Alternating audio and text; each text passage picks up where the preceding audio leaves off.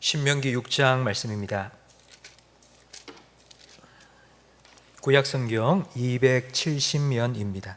신명기 6장 4절부터 9절까지 저와 성도님들 한 절씩 번갈아 가며 읽겠습니다. 이스라엘아 들으라. 우리 하나님 여호와는 오직 유일한 여호와이시니 너는 마음을 다하고 뜻을 다하고 힘을 다하여 내 하나님 여호와를 사랑하라.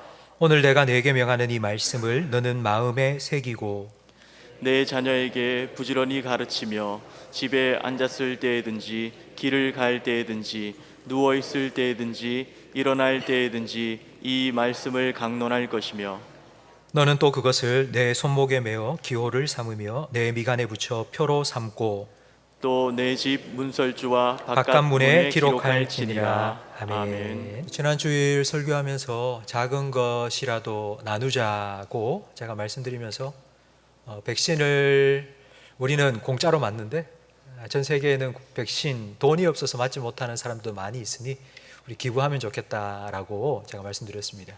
근데 지난 주에 우리 부목사님께서 저한테 선교지에 선교사님들 백신을 맞게 하는 그런 지금 일들이 일어나고 있다고 저한테 알려주셨습니다. 그래서 오늘 광고 시간에도 여러분 들으셨고 주보에도 나와 있는데요.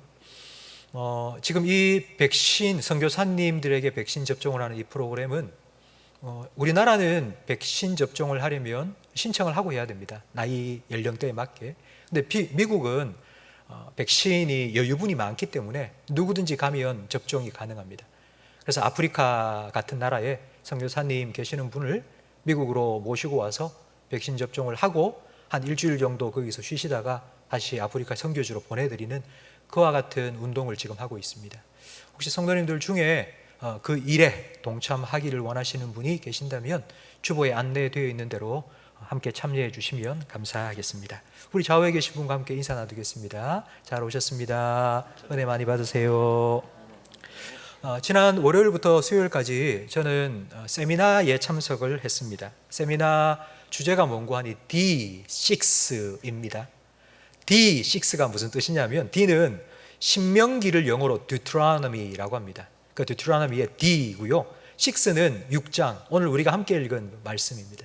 이 신명기 6장의 쉐마 말씀을 어떻게 하면 교회와 가정에 적용시킬 수 있는지에 관한 세미나였습니다. 이 D6 사역을 처음 시작하신 미국의 론 헌터 목사님의 강의를 들었는데요. 그분이 한국에 직접 오신 것도 아니고 제가 미국으로 간 것도 아니고 온라인으로 모든 강의가 진행이 됐습니다. 코로나 때 참 좋은 것 중에 하나가 이런 좋은 내용을 온라인으로 언제 어디서나 들을 수 있다는 것 같습니다. 그분이 이런 말씀을 하셨습니다. 한국교회의 지금 가장 큰 고민거리가 다음 세대 신앙 문제인데 이미 미국 교회는 50년 전부터 그 문제로 고민을 해왔다는 것입니다. 미국 교회가 이 문제를 해결하기 위해서 다방면으로 오랫동안 연구를 해왔고 여러 가지 방법을 다 사용해 본 결과 결국 그 결론에 도달한 것이 바로 신명기 6장 쉐마 말씀이라는 것입니다. 그 이유는 바로 이 쉐마 말씀은 하나님께서 주신 하나님의 방법이고 하나님 교육의 원론이기 때문입니다. 저는 그분의 강의를 들으면서 벨기에 작가인 모리스 마테를링크가 쓴 어린이 연극 파랑새가 생각이 났습니다.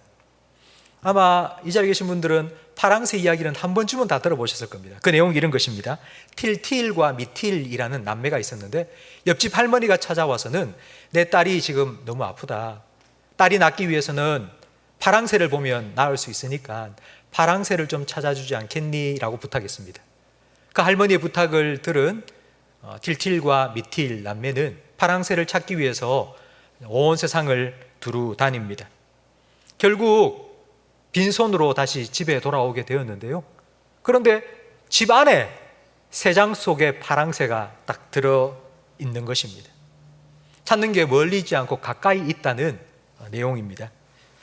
성도 여러분, 지금 한국교회에 여러 가지 고민거리가 많지만 가장 큰 우리 다음 세대들을 믿음 안에서 잘 세워가는 이 문제, 신앙의 흥미를 잃고요, 교회에 관심이 없는 다음 세대, 과연 그들의 문제가 무엇일까요?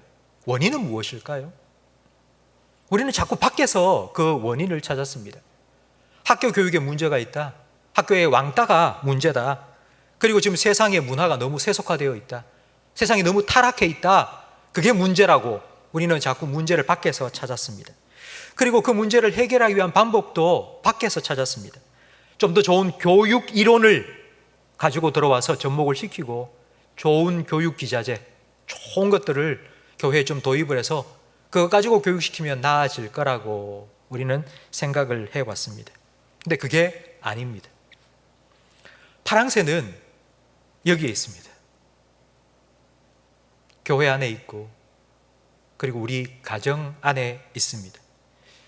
신명기 6장은 우리 자녀들을 살릴 파랑새가 누구인지를 우리에게 잘 보여주고 있습니다. 자녀를 살릴 파랑새는 바로 부모입니다.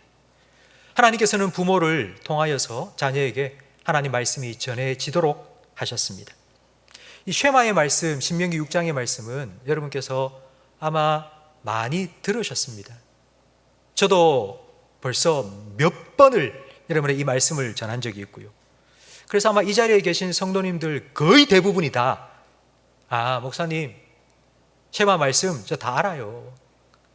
이미 다 알고 있는 말씀이에요. 그렇게 생각을 하시면서 아마 들으실 것 같습니다.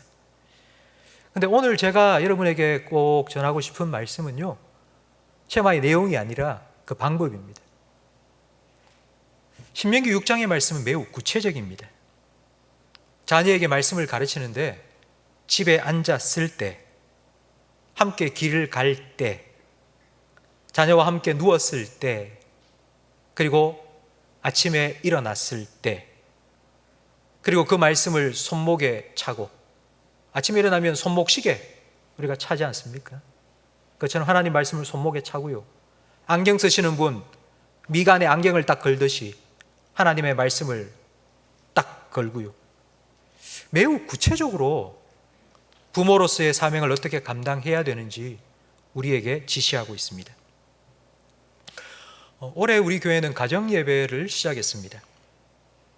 가정예배를 드려야 된다는 것 아마 여러분 올해 처음 들은 거 아니시지 않습니까? 아주 옛날부터 가정예배를 드려야 된다 많이 들으셨을 것입니다.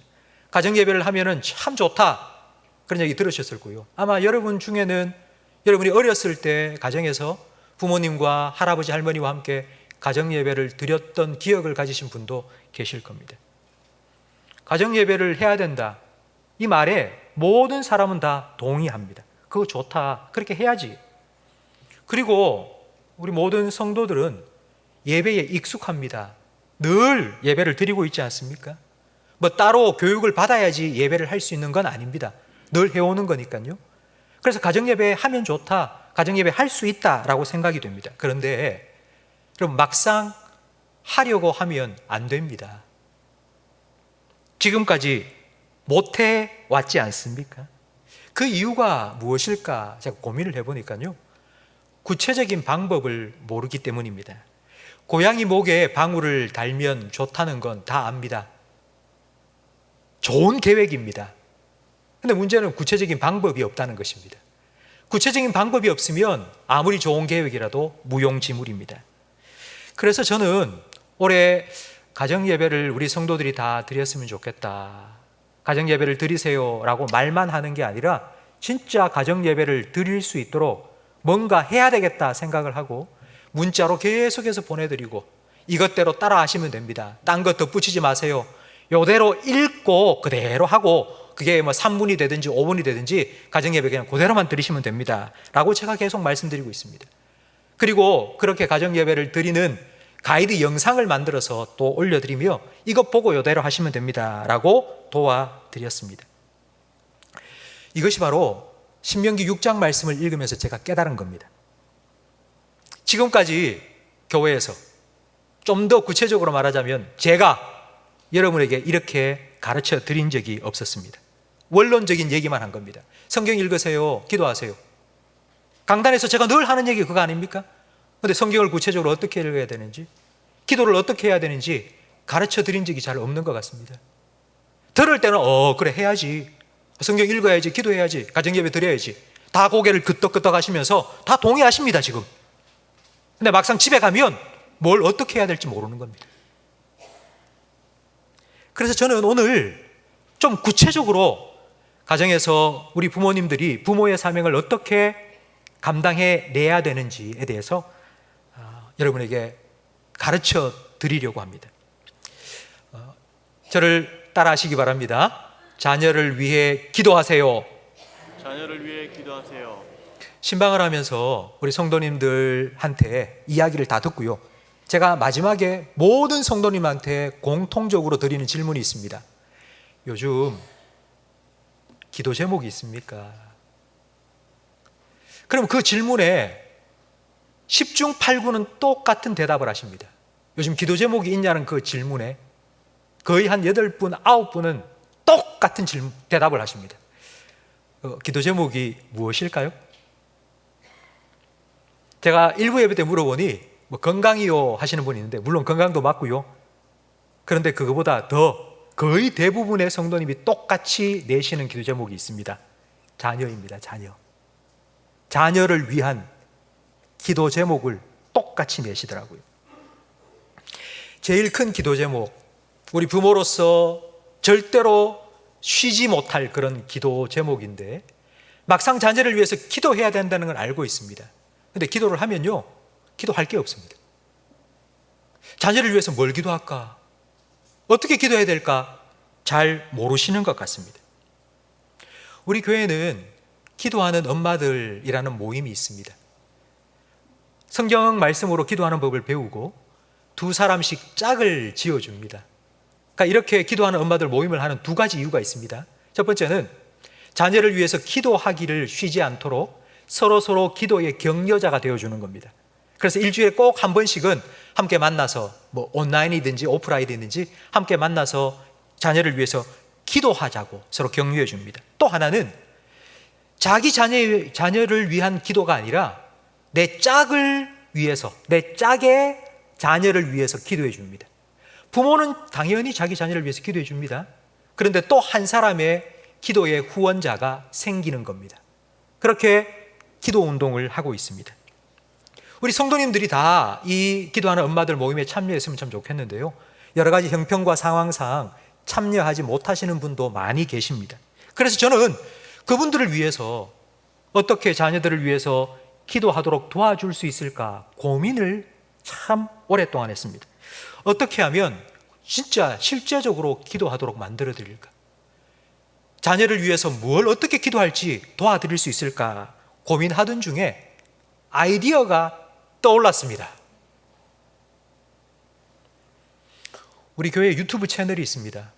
지금 우리가 드리고 있는 이 예배 온라인으로 실시간 지금 중계되고 있습니다. 이 자리에 참여하지 못하시는 성도님들은 지금 온라인으로 실시간 예배를 함께 드리고 있습니다. 그리고 오늘 우리 오전 9시 30분에 우리 교회학교 모든 자녀들이 바로 이 유튜브를 통해서 교회학교 주일 예배를 또 드렸습니다. 그리고 저는 매일 만나를 유튜브를 통해 올려드리고 있습니다. 제가 요즘 보니까요, 연세 드신 우리 80, 85, 90대신 어르신들도 유튜브를 얼마나 잘 하시는지 핸드폰 들고는 유튜브에 모든 걸 다 찾아보시더라고요. 제가 깜짝 놀랐습니다. 그러니까 제가 이거면 되겠다라고 제가 생각한 겁니다.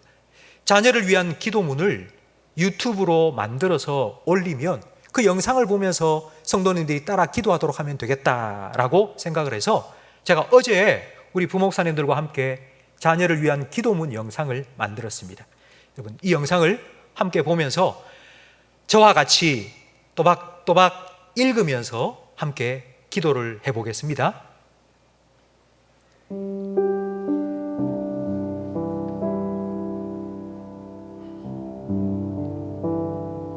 모든 사람이 구원받고 진리를 아는 데 이르기를 원하시는 하나님 아버지, 하나님께서 저를 구원하여 주신 것처럼 저의 자녀도 구원하여 주시옵소서. 하나님께서 제게 베풀어 주신 구원의 은혜를 저의 자녀에게도 베풀어 주시옵소서. 성령님, 제 자녀의 마음을 활짝 열어 주시옵소서. 그 마음 속에 복음의 빛이 비춰지게 해 주시옵소서. 그 마음을 좋은 밭으로 변화시켜 주시옵소서. 복음이 심겨지고 자라나 구원의 열매가 맺혀지게 해 주시옵소서. 예수님, 꿈속에서라도 제 자녀를 만나주시고 불러주시옵소서. 주님의 사랑을 깨닫게 하시고 받아들이게 해 주시옵소서. 구원에 이를 만한 믿음을 주시옵소서. 저와 함께 하나님의 사랑을 찬양하고 예수님의 은혜를 노래할 수 있도록 구원의 은혜를 베풀어 주시옵소서. 제 기도에 응답하여 주시옵소서. 저의 자녀를 하나님께 올려드리오니 하나님의 자녀로 받아 주시옵소서. 하나님 아버지, 제 자녀의 아버지가 되어 주시옵소서. 예수님 이름으로 기도합니다. 아멘. 제가 시간이 날 때마다 앞으로 일주일에 1개씩 2개씩 자녀들의 상황에 맞는 기도문을 이렇게 영상으로 만들어 올려드리겠습니다. 자녀의 취업, 자녀의 진학, 자녀의 친구 관계, 그리고 자녀의 신앙 문제, 그게 맞는 기도문을 계속해서 제가 유튜브로 만들어서 올려드릴 테니 여러분 자녀를 위한 기도문 클릭하셔서 지금처럼 영상 띄워놓으시고요, 또박또박 읽으면서 기도해 주시기 바랍니다. 우리가 기도하면 하나님께서 일하십니다. 두 번째, 저를 따라 하시기 바랍니다. 가정의 분위기를 바꿔주세요. 가정의 분위기를 바꿔주세요. 그럼 8절과 9절 말씀을 우리 화면을 보면서 함께 읽겠습니다. 성경을 보면서 8절과 9절을 함께 읽겠습니다. 너는 또 그것을 내 손목에 메어 기호를 삼으며 내 미간에 붙여 표로 삼고 또 내 집 문설주와 바깥문에 기록할지니라. 아멘. 집 문 기둥과 집 문 바깥에 하나님의 말씀을 기록해 놓으라고 말합니다. 뭔가 새롭게 분위기를 바꿀 때에 가장 쉽게 변화할 수 있는 건 바로 환경의 변화입니다. 사람은 쉽게 변화되지 않습니다. 사람이 변화되는 건 진짜 어렵습니다. 근데 가장 쉽게 바꿀 수 있는 건 환경입니다. 새해가 되면 우리 교회에 제일 먼저 바뀌는 게 무엇인지 아십니까? 바로 이겁니다. 색깔이 바뀌고요, 그리고 교회 표가 바뀝니다. 현수막이 새로 딱 붙었다 하면 아마 이제 새해가 되었구나 라는 것을 우리는 다 알 수 있고 느낄 수 있습니다. 분위기를 바꾸는 거, 환경을 바꾸는 거 정말 쉬운 일입니다. 여러분 집에 거실에 탁자에 성경책을 펴서 올려놓으세요. 안 읽어도 괜찮습니다. 그냥 성경만 펼쳐서 올려놓으세요. 성경 구절 프린트해서요, 여러분 식탁 유리 밑에 넣어두세요. 식탁에 앉을 때마다 밥 먹는 자녀들이 그거 한 번이라도 그냥 힐끗이라도 볼 수 있도록요. 그리고 성구 액자 같은 게 있으면 벽에 걸어 놓으세요. 제가 잘 쓰는 방법 한 가지를 알려드리겠습니다. 부모님이 저희 집에 찾아오시거나 형제들 모임으로 우리 집에 찾아오면요, 제가 늘 하는 게 있습니다.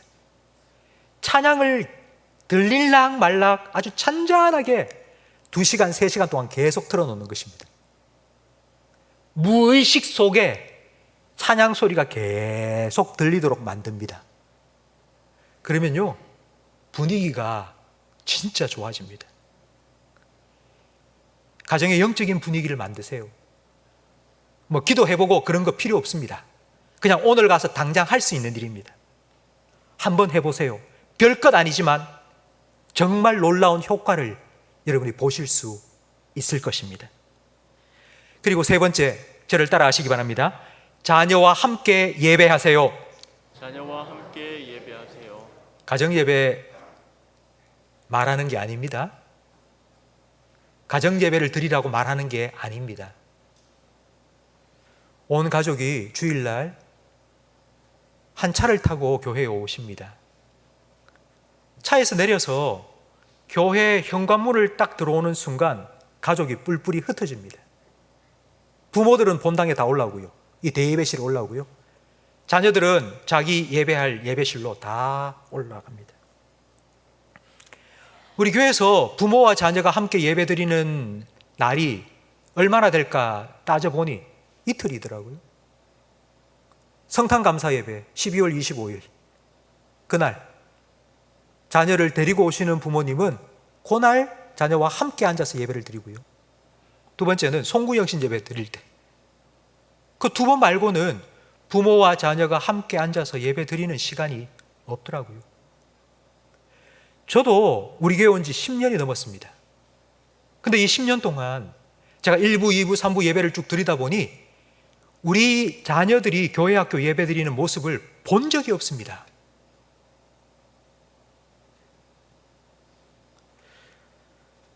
지금 우리 대구는 사회적 거리두기 2단계 적용 중입니다. 지난 주일도 우리 자녀들은 온라인으로 예배를 드렸습니다. 오늘도 9시 30분 온라인 예배를 드렸고요. 그리고 다음 주 20일 주일까지 온라인으로 주일학교 예배를 드리려고 지금 예정하고 있습니다. 지난 주에도 우리 지역에 있는 학교에서 학생들 중에 확진자가 발생했다는 뉴스를 들었습니다. 여러분, 저는 이 시간 자녀들이 가정에서 온라인으로 영상으로 예배 드리는 이 시간, 왜 하나님께서 이런 시간을 주셨을까? 제가 지난 한 주간 고민하던 끝에 이런 결론을 내렸습니다. 그래, 부모님이 자녀와 함께 예배 드릴 수 있는 시간을 하나님께서 우리에게 허락하셨다는 것입니다. 자녀와 함께 예배를 드리라. 언제요? 내일, 다음 주. 가정예배 얘기하는 게 아니고요. 우리 자녀들이 온라인으로 교회 학교 주일 예배를 드릴 때에 그 예배에 여러분 같이 참여하십시오. 9시 30분에 예배가 시작됩니다. 여러분 혹시 손녀가 있습니까? 손자가 있습니까? 그러면 같이 예배를 드리십시오. 그러면 녹화된 것 늦게 일어나가지고 점심 먹고 그거 틀어주지 말고요. 9시 30분에 일어나셔서 머리도 감겨주고 옷도 진짜 교회에 오시는 것처럼 지금 여러분 하고 계시는 복장 그대로 옷 갖추어 입으시고요. 자녀들에게도 그렇게 옷을 좀 갖춰 입히시고요. 그렇게 같이 영상 예배를 드리십시오. 예배를 드리면서 성경 읽자면 여러분이 큰 소리로 읽으시고요. 찬양을 부르자면 모르는 찬양이라도 여러분 큰 소리로 따라 불러주세요. 아이들이 예배에 집중하지 못할 때가 더 많을 겁니다. 아이들이 10분도 그 영상을 보면서 예배 드리는 거 힘들어합니다. 그래서 아이들이 예배를 드리다가 막 꿈틀꿈틀 딴짓하고 뭐 목말라 하면서 나가고, 여러분 그래도 절대로 혼내지 마십시오. 절대로 혼내지 마십시오. 아이들을 따라서 벌떡 일어나서 일로와 그러지 마시고요. 여러분은 그 자리에서 계속해서 예배하십시오. 어떻게 예배하는지를 자녀에게 보여주십시오. 아이에게 신경 쓰지 말고 하나님께 집중하여서 하나님을 예배하십시오. 그리고 20일 주일날, 다음 주 주일날 또 9시 30분에 우리 자녀들과 함께 주일학교 영상 예배를 드릴 때 그때에 예배 드리기 전에 이렇게 말씀해 주십시오. 오늘은 아빠 엄마 잘 보고 아빠 엄마 따라서 하나님을 예배하자 라고 말씀해 주세요.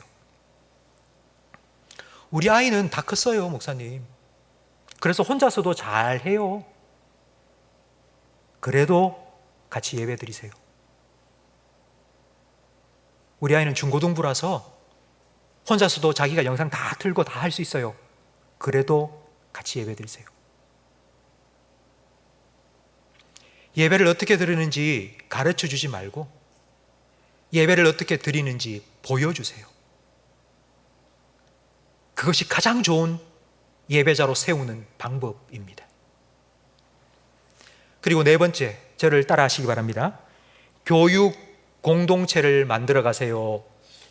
교육 공동체를 만들어 가세요. 아마 여러분 이 말을 들어보셨을 겁니다. 한 아이를 키우는 데는 한 마을이 필요하다. 이건 당연한 소리입니다. 왜냐하면 나 혼자만 자식을 낳아서 기르는 것이 아니기 때문입니다. 우리 주변에 있는 모든 사람들을 다 자식을 낳아서 자식을 키우고 있거나 키운 경험이 있습니다. 자녀를 키우는 건 나 혼자가 아닙니다. 우리는 같은 배를 탔습니다. 내가 하는 고민은 나 혼자만의 고민이 아닙니다. 우리 모두가 다 똑같이 하고 있는 고민입니다. 요즘 동호회 활동을 하시는 분이 점점 많아지고 있다고 합니다. 같은 취미를 가지신 분들 한 번씩 만나서 같이 취미 활동 즐기기도 하고요. 같은 고민을 가진 분들은 또 인터넷상으로 자기의 경험을 나누기도 하고 정보를 교환하기도 하고 그렇게 동호회 활동을 많이 한다고 합니다. 제가 한 목사님 이야기를 들었습니다. 목사님 교회에 한 3가족이 오셨답니다. 그래서 그 3가족 만나서 뭐 이런저런 얘기하면서 어떻게 우리 교회에 오시게 됐냐고. 그러니까 이 교회 다니는 성도님 중에 한 분이 같은 동호회에 다니는 분인데 그 분의 소개를 받고 왔다는 거예요. 그 동호회가 무슨 동호회입니까? 라고 말하니까 불면증 동호회랍니다. 그래서 이 교회에 다니는 그 성도님이 얘기를 하기를 우리 주일날 교회 가서 예배를 드리면 목사님 설교할 때 잠이 너무 잘 와요. 그래서 나는 그래서 불면증을 이겼어요. 그래서 그 얘기를 듣고는 그분이 교회로 찾아왔다는 거예요. 이렇게 동호회 활동, 질병을 가진 분들, 걱정을 가진 분들, 고민을 가진 분들이 함께 모여서 같이 고민을 나누면서 서로 문제를 함께 공유하는 그런 일들이 많이 일어나고 있습니다. 저는 이 일이 우리 교회에서도 좀 일어났으면 좋겠다는 생각을 했습니다. 모든 부모님들, 교회에 신앙생활 하시는 모든 부모님들은 자녀의 신앙 문제에 대해서 정말 다 같이 똑같은 고민을 하고 있지 않습니까? 그래서 저는 우리 모든 부모님들에게 설문지를 다 나누어 드리고 싶습니다. 지금 내 자녀가 몇 살인데, 내 자녀가 지금 3살인데, 지금 내 자녀가 5살인데, 내 자녀가 중학생인데, 내 자녀가 대학생인데, 지금 그 연령대에 우리 자녀가 이런 고민이 있습니다. 이런 문제가 있습니다. 그런데 제가 어떻게 대답해 줘야 될지 잘 모르겠습니다. 자녀를 키우면서 생긴 고민들과 질문들을 다 설문지로 적어서 받아서요. 그걸 정리를 하고 거기에 대한 성경적인 해답이 무엇인지를 찾고 책에서, 성경에서, 그리고 유튜브나 영상에서 그렇게 찾아서 그걸 책으로 만들어 우리 성도님들에게 좀 한 권씩 다 드리고 싶습니다. 우리 장로님 기도하시면서도 그렇게 언급하셨지만 올해는 우리 교회가 설립한 지 70주년이 되는 해입니다. 해마다 10년 주기로 우리는 역사 편찬을 합니다. 지난 70년 동안 하나님께서 우리 교회에 어떤 은혜를 베푸셨는지를 돌아보면서 정말 감사한 마음으로 우리는 역사 편찬을 하고 또 70년 또 마침표를 한번 딱 찍고요. 심표를 찍고요. 또 다음 70년을 준비해 나가기 위해서입니다. 그 70년의 역사를 우리가 돌아보면서 하나님께 감사하는 그것도 필요하지만 저는 앞으로 70년을 어떻게 준비해야 될지 그 준비도 필요하다고 분명히 믿습니다. 그래서 우리 모든 부모님들이 자녀 양육에 고민하고 있는 것들을 우리 성도들과 함께 나누고 함께 좀 공유할 수 있도록 그런 작업을 앞으로의 70년을 준비하면서 해 나가면 좋겠다라는 생각을 지금 하고 있습니다. 성도 여러분, 제가 몇 달 후에 여러분에게 그런 설문지를 나눠 드릴 때 나는 이미 우리 애들 다 장가 갔어요. 시집 갔어요. 그래서 나는 그런 애들이 없어요 라고 말하시는 분들이라도 자기의 경험을 좀 살려서요, 좀 이렇게 하면 좋겠다, 후배들을 위해서 좀 경험도 나누어 주시면 정말 감사하겠습니다. 저는 오늘 여러분에게 아주 구체적인 방법을 알려드렸습니다.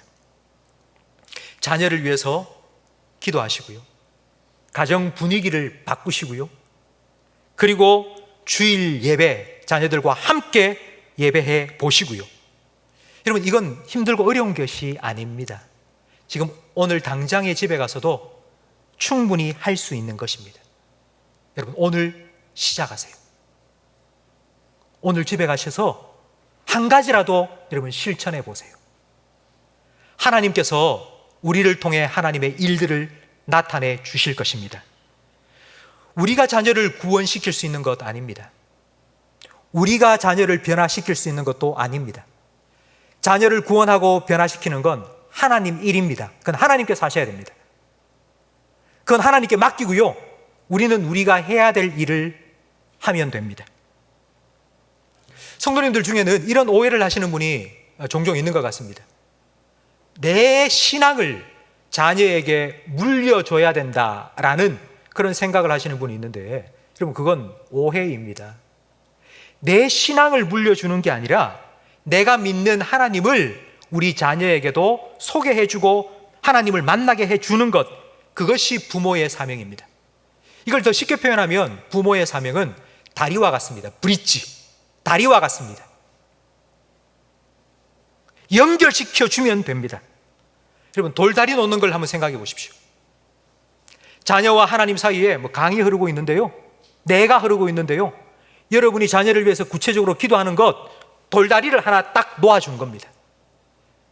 가정의 영적인 분위기를 만드는 것, 또 그 다음 스텝을 밟을 수 있도록 돌다리를 그 앞에 하나 놔주는 거고요. 자녀와 함께 예배드리며 예배자의 모습을 보여주는 것, 또 돌다리를 그 앞에 놔주는 겁니다.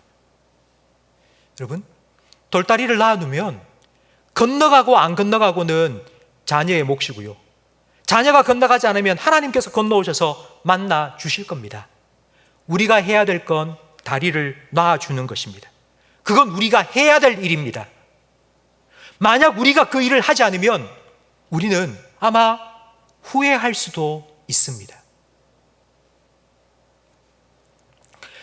제가 지난 월요일부터 수요일 3일 동안 D6 세미나를 들었는데요, 그 세미나 강의 10번의 강의 중에 제가 정말 감동받으면서 들었던 강의가 하나 있습니다. 근데 그 강의는 한 목사님께서 다음 세대의 신앙 전술을 이렇게 하라 라고 강의를 하셨고요, 그 강의 마지막에 목사님의 간증을 들려주셨습니다. 목사님에게 세 딸이 있었는데 큰 딸이 대학 입학을 하게 되었습니다. 2015년 대학 입학한 그 딸이 미국 교환학생으로 가게 되었습니다.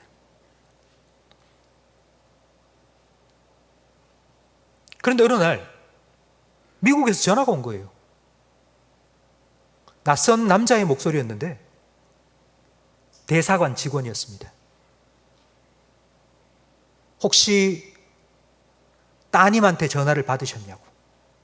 아니요, 못 받았는데요. 혹시 따님 이름이 김하람입니까? 예, 맞는데요. 교통사고가 났습니다.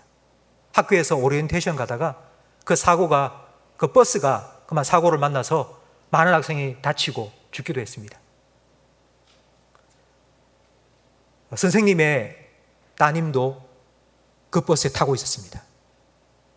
그 얘기를 듣고는 부랴부랴 비행기표를 끊어서 사모님과 함께 미국으로 달려갔습니다. 시애틀 병원에 딸이 누워 있었습니다. 이미 벌써 뇌수술을 몇 번 해서 머리가 만큼 부어 있었습니다. 의식 없이 눈에는 계속해서 피가 흘러내리고 있고, 그 딸의 귀에 아빠가 왔다, 엄마가 왔다 계속 기도해주고 이틀 동안 병원에서 뜬 눈으로 세웠는데, 이틀 후에 담당 의사가 찾아와서는 가망이 없습니다. 따님은 지금 뇌사 상태입니다 라고 말했습니다. 의사가 나가고 또 한 사람이 들어왔습니다. 그 한 사람은 장기기증센터에서 일하는 직원이었습니다. 미국에서는 뇌사 상태가 되면 생명 연장 장치를 바로 24시간 안에 다 떼냅니다. 그러면 끝납니다. 24시간의 시간밖에 없는데 우리 따님의 장기를 기증하실 의향이 있으십니까? 라고 물은 겁니다. 목사님과 사모님은 완전히 화를 내셨습니다. 아니, 지금 내가 딸을 금방 잃었다는 얘기를 들었는데 내 딸 장기를 지금 달라고요? 그리고 그날 밤 사모님과 함께 기도하면서 어차피 내일 모레 화장하면 한 줌의 흙이 될 뿐인데 딸의 장기를 기증하자고 결심을 하고 그 직원에게 기증 의사를 밝혔습니다. 딸의 간, 폐, 신장, 췌장, 각막, 정말 생명부지의 미국 남자 3사람에게 이식이 되었습니다. 한국과 다르게 미국에서는 장기 이식을 하면 누구에게 이 장기 이식을 받았는지 다 알려줍니다. 그래서 장기 이식, 신장과 췌장을 이식받고 목숨을 구한 매트라는 한 남자로부터 연락이 왔습니다. 당신 딸의 장기를 내가 받고 내가 목숨을 구했고, 그리고 내 딸의 졸업식에 내가 다녀왔다고. 정말 감사하다고. 그 목사님께서 그 간증을 담담하게 얘기하시면서 마지막에 이렇게 말씀을 하셨습니다. 저는 목사님의 그 마지막 그 한마디가 제게 너무너무 큰 충격이 되었습니다. 이렇게 말씀하셨어요. 저는 후회가 없습니다. 딸을 그렇게 보내고 저는 후회하지 않습니다. 20년이라는 그리 길지 않은 시간, 딸과 함께한 그 시간 동안 저는 정말 최선을 다해서 딸을 위해서 기도해 줬고요. 딸을 말씀으로 가르쳤고요. 하나님 앞에서 살아가도록 제가 그렇게 인도해 주었고요. 그래서 저는 후회 없습니다. 후회 없습니다. 제가 그 말이 제게는 얼마나 큰 울림으로 다가왔는지 모릅니다. 여러분, 후회 없이 사랑해 주세요. 여러분, 하나님께서 여러분에게 맡겨주신 여러분 자녀를 후회 없이 사랑해 주세요. 자녀를 위해서 기도해 주세요. 가정의 영적인 분위기를 한번 만들어 보세요. 자녀와 함께 예배 드리세요. 가정에서 힘든 일이 있으면 교회에 함께 나와서 서로 격려하고 다시 힘을 얻어 가시기 바랍니다. 눈물을 흘리며 씨를 뿌리는 자는 기쁨으로 거둘 것이라고 하나님께서 약속해 주셨습니다. 우리가 자녀의 마음속에 기도와 사랑의 씨앗을 뿌리면 하나님께서 우리 자녀의 삶 속에 30배, 60배, 100배의 열매를 맺게 해 주실 것입니다. 우리가 할 수 있는 것이 아니라 하나님이 하십니다. 우리는 돌다리를 하나씩 놓아주는 것뿐입니다. 우리가 할 수 있는 건 우리가 해야 됩니다. 우리를 통하여서, 우리의 그 사랑과 기도를 통하여서 그렇게 자녀의 삶을 구원하시고 변화시키실 그 하나님을 기대하시면서 우리 함께 찬양했으면 좋겠는데요. 당신은 하나님의 언약 안에 있는 축복의 통로, 우리 함께 찬양 드리겠습니다.